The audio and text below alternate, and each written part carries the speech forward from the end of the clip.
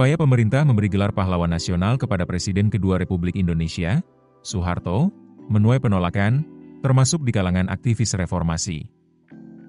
Adian Apitupulu, tokoh yang ikut memperjuangkan tumbangnya Soeharto pada 1998, menilai tidak ada keteladanan yang bisa diambil dari Orde Baru.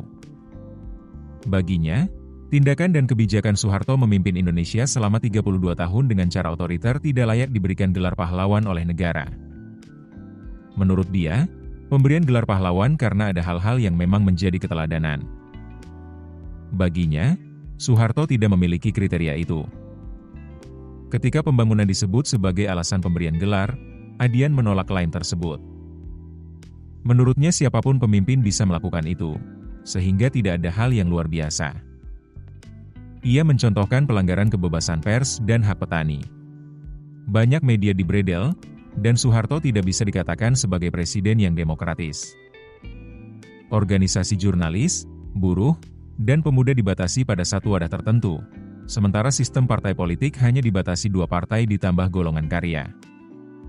Artinya, kebebasan berorganisasi sebagai syarat demokrasi juga tidak tumbuh di masa Soeharto.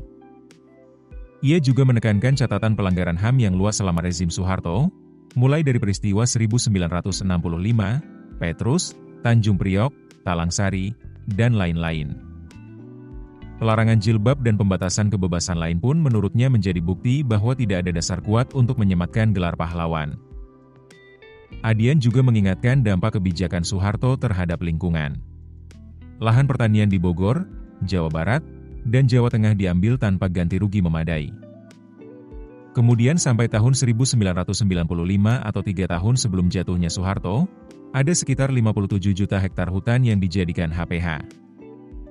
Jika diasumsikan setiap hektar ada 200 pohon besar yang ditebang, maka paling tidak ada sekitar 11 miliar pohon lebih yang ditebang. Itu atas nama negara yang diberikan kewenangannya oleh Soeharto sebagai kepala negara. Menurut Adian, hal ini berdampak langsung pada kualitas udara dan iklim yang dirasakan masyarakat hingga kini. Ia menekankan pentingnya kesadaran sejarah bagi generasi muda.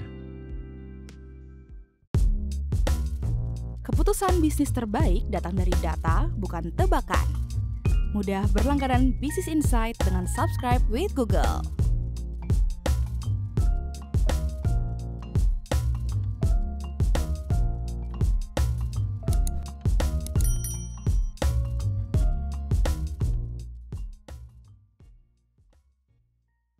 Download aplikasi Kontan sekarang di App Store atau Play Store.